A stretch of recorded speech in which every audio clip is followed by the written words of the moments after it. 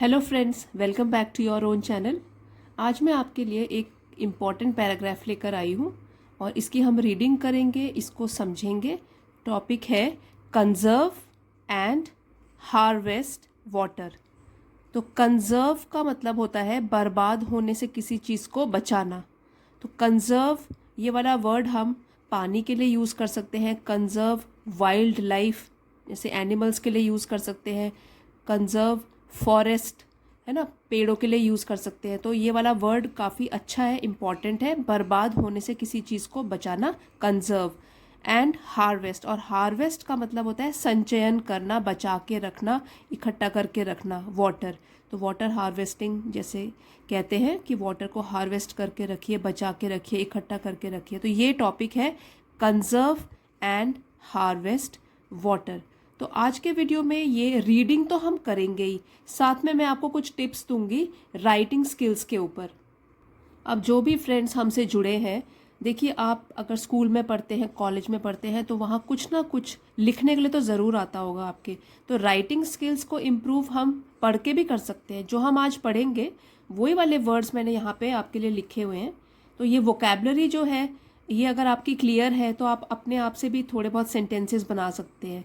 जैसे writing skills में अगर बात करें तो article, article writing, paragraph writing, essay writing, ठीक है। तो वो सब में आप ये इंक्लूड कर सकते हैं। जैसे वोकेबलरी है कंजर्व, तो ये हमने अभी इसके बारे में पढ़ा कि बचाना, बर्बाद होने से बचाना। ये बच्चे कई बार कंफ्यूज हो जाते हैं, यही वाली स्पेलिंग। एक होता है जैसे कंजर्व हो गया वर्ब, और अगर हम इसका नाउन बनाएंगे कंजर्वेशन। तो कंजर्वेशन और कन्वर्सेशन में बहुत कंफ्यूज हो जाते हैं और मिस्टेक करते हैं स्पेलिंग की। कन्वर्सेशन का मतलब होता है बातचीत करना, और कंजर्वेशन का मतलब होता है बचाना, बर्बाद होने से। तो ये थोड़ा ध्यान रखेंगे। तो ये तो हमको पता लग गया। हार्वेस्ट के बारे में भी अभी हमने सीखा कि इकट्ठा करके रखना। और एडवर्सली, ये वाला वर्ड काफ़ी काम आएगा इस वाले राइटिंग स्किल में और रीडिंग में। एडवर्सली बुरी तरीके से। श्रिंकिंग, सिकुड़ना। तो क्या श्रिंक हो रहा है? हमको पता है वाटर बॉडी श्रिंक हो रही है, जैसे कि नदियाँ श्रिंक हो गई हैं, ठीक है। अगर झीलें थी, पानी के जो भी स्रोत थे, सारे के सारे श्रिंक हो गए हैं। तो कई रीजंस हैं इसके, उस पर हम नहीं जाएंगे। अभी हम ये बात करेंगे कि श्रिंक वर्ड जो है। फिर है सोर्स, क्या क्या सोर्स है पानी का। अफेक्ट, कैसे ये प्रभाव डालता है। फिर है ड्राउट, सूखा पड़ जाना। वेस्ट, बर्बाद करना। और ये लास्ट में ये वाला वर्ड काफ़ी काम आता है जब हम कंक्लूड करते हैं, कोई भी राइटिंग स्किल फिनिश करते हैं। एनलाइटन, मतलब लोगों को जागरूक करना। तो अब देखिए, ये जो स्टेप्स होते हैं ये आपके काफ़ी काम आएंगे किसी भी राइटिंग स्किल में। एक होता है पहले इंट्रोडक्शन, कुछ भी बताना पहले कुछ पैराग्राफ में जो टॉपिक होता है उसके बारे में कुछ इंट्रोडक्शन देना। फिर बॉडी पैराग्राफ आता है, उसी टॉपिक के बारे में इलेबोरेट कुछ लिखना। और लास्ट में आ जाता है कंक्लूजन, कंक्लूड करना, निष्कर्ष निकालना। तो उसमें हम कंक्लूजन में लिख सकते हैं अपने कुछ सजेशन, सुझाव, कुछ भी स्टेप्स कि हम इस इशू को, जो भी ये प्रॉब्लम आई, ये समस्या आई है, उसका समाधान कैसे करें, अपने कुछ सुझाव दे सकते हैं। तो इसी फॉर्मेट में मैंने आज की राइटिंग स्किल लिखी है आपके लिए। अब आपको ये वर्ड तो पता लगे हैं, तो अब शुरू करेंगे हम। One can live for a few days without food. One, ये एक कहने का तरीका है कि लोग रह सकते हैं, कैन लिव, रह सकते हैं, फॉर अ फ्यू डेज, कुछ दिनों के लिए, विदाउट फूड, खाने के बिना, बट लेकिन, नॉट विदाउट वाटर, बिना पानी के नहीं, बिना पानी पिए ज़्यादा दिन तक नहीं रह सकते। तो one can live for a few days without food but not without water, कुछ दिनों के लिए बिना खाने के कोई रह सकता है, लेकिन बिना पानी के नहीं रह सकता। Water is the lifeline for plants, animals and human beings. तो वाटर जो पानी है वो एक लाइफलाइन है। ये वाला वर्ड भी देख लीजिए, जीवन रेखा है। फॉर प्लांट्स, पौधों के लिए, एनिमल्स, जानवरों के लिए, एंड ह्यूमन बींग्स, मनुष्यों के लिए। तो वाटर किसकी तरह है? एक जीवन रेखा की तरह है, बहुत ही इंपॉर्टेंट है। जीवन हमारा निर्भर करता है इसके ऊपर, और सिर्फ हमारा ही नहीं, मनुष्यों का भी नहीं, पौधों का भी, जानवरों का भी। सो देखिए, अभी जो पहली बिगनिंग होती है वो इंटरेस्टिंग होनी चाहिए, ताकि जो भी आपका ये पढ़ रहा है टॉपिक, उसका इंटरेस्ट जगे उसके ऊपर। They say that the third world war will be fought on the issue of water. They say भी ये कहने का तरीका है, इसका मतलब होता है कि वैसे कहा गया है या कहा जाता है कि जो तीसरा वर्ल्ड वॉर होगा, तीसरा विश्व युद्ध होगा, वो विल बी फॉट, वो लड़ा जाएगा। फाइट का पास्ट टेंस हो गया फॉट, लड़ा जाएगा। फाइट लड़ना, फॉट लड़ा जाएगा। विल बी है ना, तो लड़ा जाएगा। On the issue of water, पानी के मुद्दे को लेकर तीसरा विश्व युद्ध लड़ा जाएगा, ऐसा कहना है, ऐसा लोगों का मानना है। The drastic climate changes and excess pumping out of groundwater have affected the water table adversely। तो यहाँ पे है ड्रास्टिक मतलब भारी, काफ़ी हद तक। क्लाइमेटिक चेंजेस मतलब जो जलवायु में परिवर्तन आए हैं over the period of time, इन सालों में जो जलवायु में परिवर्तन आए हैं वो भी भारी परिवर्तन। The drastic climatic changes and excess pumping out of ground water. Excess मतलब ज़्यादा मात्रा में, अत्यधिक। Pumping out of ground water मतलब जो भूजल है, पानी जमीन के नीचे जो जल है उसका ज़्यादा मात्रा में बाहर निकालना। पंपिंग आउट, बाहर निकालना, एक तो ये चीज़ हो गई। Have affected the water table adversely, इसने अफेक्ट किया है, असर डाला है वाटर टेबल के ऊपर, जल स्तर के ऊपर, जो ज़मीन के नीचे है जल स्तर के ऊपर। एडवर्सली प्रतिकूल रूप से, बहुत बुरा प्रभाव पड़ा है जल अंडरग्राउंड वाटर के ऊपर इसकी वजह से। तो दो चीज़ें बताई गई है यहाँ पे, एक तो हो गया भारी जलवायु परिवर्तन, ड्रास्टिक क्लाइमेटिक चेंजेस, और हो गया excess pumping out of ground water. इन दोनों ने काफ़ी असर डाला है वाटर टेबल के ऊपर और प्रतिकूल रूप से इसके ऊपर बहुत गहरा असर पड़ा है। Only a few years ago, तो ओनली अभी कुछ साल पहले ही, digging of 15-20 feet could get you fresh and sweet water. अभी अगर कुछ साल पहले की बात ले लें हम, तो डिग से बना है डिगिंग मतलब खोदना। अगर हम खुदाई करते थे 15 से 20 फीट नीचे ज़मीन में, तो कुड गेट यू, तो आपको मिल सकता था, दे सकते थे, क्या मिल सकता था? ताज़ा, फ्रेश, ताज़ा, स्वीट, मीठा पानी। तो अगर आप सिर्फ 15-20 फीट ज़मीन के नीचे खुदाई करते थे, आपको फ्रेश पानी मिल जाता था, फ्रेश और मीठा। Now even digging of 100 feet may not ensure water for tube wells and pumps। तो अब क्या हाल है? अब तो क्या है? इवन डिगिंग, अब तो अगर डिगिंग करें, खोदें भी 100 मतलब कि सैकड़ों feet, 100 feet, may not ensure, तो भी एंश्योर मीन सुनिश्चित नहीं कर पाएंगे, या सुनिश्चित नहीं हो सकता कि हमको पानी मिले ट्यूबवेल्स के लिए और हैंडपम्प्स के लिए। तो इतना भी अभी हम सुनिश्चित नहीं कर सकते। और पहले जो हमको सिर्फ 15-20 फीट खोद कर पानी मिल जाता था, अब तो अगर सैकड़ों फीट भी हम खोदेंगे तो भी हम सुनिश्चित नहीं कर सकते, पक्का यकीन नहीं है कि मिलेगा ही मिलेगा पानी। तो ट्यूबवेल्स के लिए, पंप्स के लिए भी अभी पानी की दिक्कत हो रही है। All our rivers are shrinking. अभी श्रिंकिंग वर्ड मैंने आपको पहले ही बताया था कि सूख रहे हैं, है ना, कम हो रहे हैं। तो रिवर्स क्या है? अभी आप देखोगे, अगर आपके भी, आप जहाँ भी रहते हैं वहाँ पर अगर कोई आसपास रिवर्स है, उसका पानी भी श्रिंक हो गया है, सूख रहा है। हमारी जो नदियाँ हैं वो सूख रही हैं। So are the other water bodies like lakes, canals, wells and ponds. और सिर्फ रिवर के ही साथ नहीं हो रहा, नदियों के ही साथ नहीं हो रहा, बाकी वाटर बॉडीज जो भी जल के स्रोत थे, पानी के स्रोत थे, जैसे कि लेक, झीलें, कैनाल्स, नहर, जो कुएं, तालाब, तो ये सब क्या है? इनमें क्या हो रहा है? पानी कम हो रहा है। So are the other water bodies. तो रिवर तो श्रिंक हो ही रही है, साथ साथ जो झील है, तालाब है, कुएं का पानी, ये सब क्या हो रहा है? कम होता जा रहा है। Every day we encounter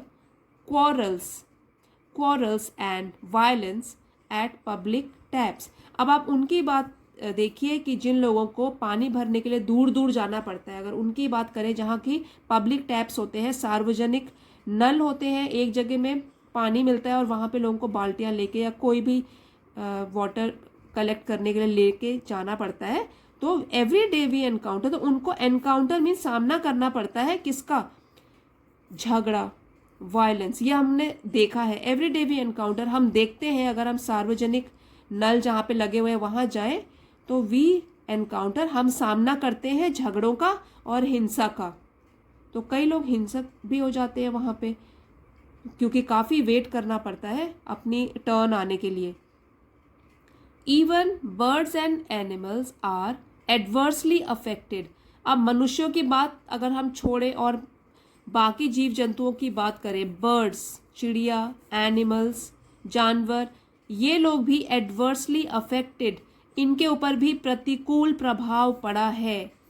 bye, तो पानी की कमी का इनके ऊपर भी प्रभाव पड़ा है। शहरों में तो आप देख लो, इनके लिए पानी होता ही नहीं है, इधर उधर भटकते रहते हैं।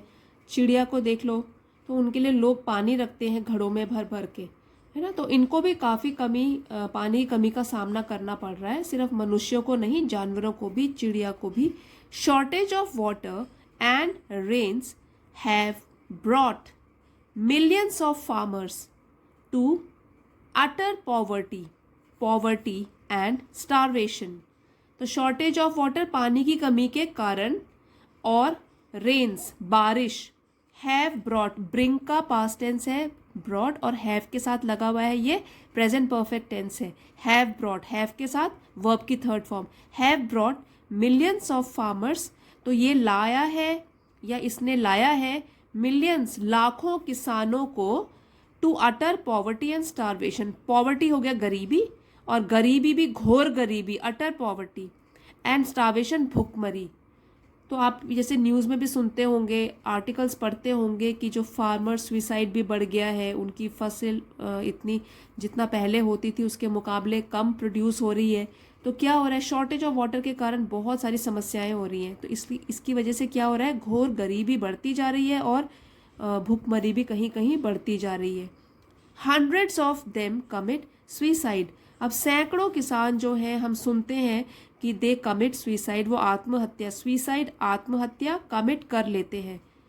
नॉट ओनली ड्राउट्स, अब ये अगर ड्राउट है, DROUGHTS, इसको पढ़ते हैं ड्राउट, ठीक है। तो नॉट ओनली ड्राउट्स, तो ना ही सूखा, अगर हम नॉट ओनली की बात करते हैं तो उसी सेंटेंस में बट ऑल्सो भी आता है, ये सेंटेंस स्ट्रक्चर है। तो नॉट ओनली ड्राउट, सिर्फ सूखा ही नहीं, बट फ्लड्स ऑल्सो, लेकिन बाढ़ भी, डेवस्टेट तबाह करती है, मिलियंस ऑफ पीपल, लाखों लोगों को तबाह कर देती है। तो अगर हम बात करें तो कभी कभी तो ऐसा होता है कि बाढ़ भी आ जाती है और वैसे सूखा पड़ जाता है कहीं पर। तो ये दोनों चीज़ें जो हैं, ये लाखों लोगों को हर साल तबाह करती है। We know nothing about the conservation of water. तो अगर आम आदमी से पूछा जाए तो हमको कोई जानकारी ही नहीं है। वी नो नथिंग, हमको कुछ भी नहीं पता। अबाउट द कंजर्वेशन, कंजर्वेशन का मतलब होता है संरक्षण। अब इसको कंफ्यूज नहीं करेंगे आप, कन्वर्सेशन, कन्वर्सेशन मतलब बातचीत, और कंजर्वेशन हो गया संरक्षण। तो लोगों को कुछ भी नहीं पता पानी के संरक्षण के बारे में। Nor do we know anything about water harvesting, और ना ही हमें पता है एनीथिंग, कुछ भी, about water harvesting. About means बारे में, वाटर हार्वेस्टिंग जल का संचयन करने के बारे में कुछ नहीं पता। ड्यूरिंग द रेनी सीजन, बरसात के मौसम में जब पानी काफ़ी होता है तो उस टाइम में वाटर हार्वेस्टिंग के बारे में कुछ नहीं पता। आप देख ही रहे होंगे कितनी जगह है जो आप देखते हैं कि पानी कलेक्ट करके रखा जाता है रेनी सीजन में, बरसात के मौसम का पानी जो है वो हार्वेस्ट करके रखा जाए जो कि बाद में यूज़ में आए। ज़्यादा जगह नहीं होता ये। तो only our mind set can change the alarming situation.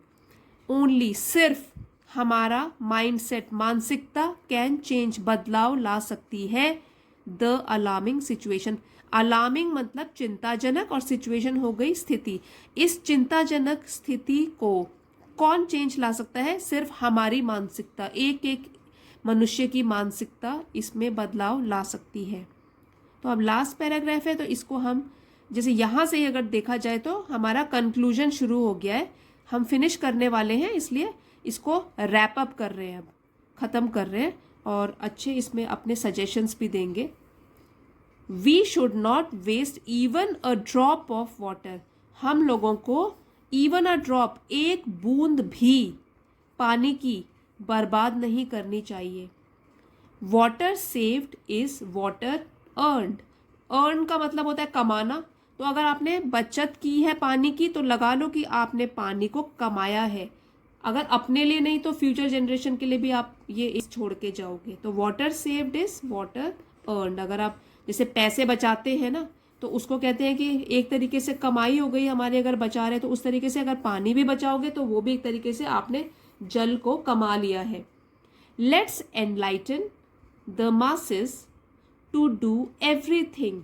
अब एनलाइटन वर्ड मैंने आपको बताया था कि जागरूक करें, इनमें सतर्कता लाएं। तो लेट्स जो वर्ड है उसको खोल के लिखेंगे तो होगा लेटस। लेटस मीन्स आइए, एनलाइटन द मासेस, हम लोग जनता को, मासेस मीन्स जनता को, ज्यादा से ज्यादा लोगों को, जनता को एनलाइटन करें, जागरूक करें। टू डू एवरीथिंग, कि वो जो कुछ उनसे बन सकता है वो करें। To conserve and save water, तो पानी को बचाने के लिए और कंजर्व करने के लिए, संरक्षित करने के लिए आइए हम सब कदम उठाएं और लोगों को जागरूक करें कि अगर ऐसा नहीं करेंगे तो पानी की कमी हो जाएगी और जो भी इसके खतरे हैं उसके बारे में लोगों को बताया जाए। और जब भी कोई राइटिंग स्किल हम फिनिश करते हैं, अच्छा रहेगा अगर हम कोई कोटेशन डाल दें, अगर हमको कोई याद आ रहा है। अगर नहीं है तब तो ठीक है, जैसे यहाँ पे एक बहुत सिंपल सी है कि सेव वाटर सेव लाइफ, तो वो भी लिख सकते हो आप, सेव वाटर और सेव लाइफ, और इसको कोटेशन मार्क्स में ऐसे करके आप फिल कर दो। तो जैसा मैंने आपको बताया था, अगर आप कोट्स ऐड करते हो, अगर आपको याद है, तो उससे आपको एक्स्ट्रा मार्क्स मिलते हैं। तो इसी चैनल में मैंने कुछ कोटेशंस के ऊपर भी वीडियो बनाए हैं, आप प्लेलिस्ट में जाकर देख सकते हैं। और ये है सीक्वेंस जो आपको फॉलो करना है। फ्रेंड्स, आई होप आपने आज के वीडियो से रीडिंग तो करी है, डिफ़िकल्ट वर्ड्स भी सीखे हैं और साथ में कुछ टिप्स राइटिंग स्किल्स के बारे में भी सीखी है। तो और आपको वीडियो कैसा लगा ये प्लीज़ कमेंट्स में बताइएगा। अगर वीडियो पसंद आया है please don't forget to like, share and subscribe. Thanks everybody for watching. See you next time.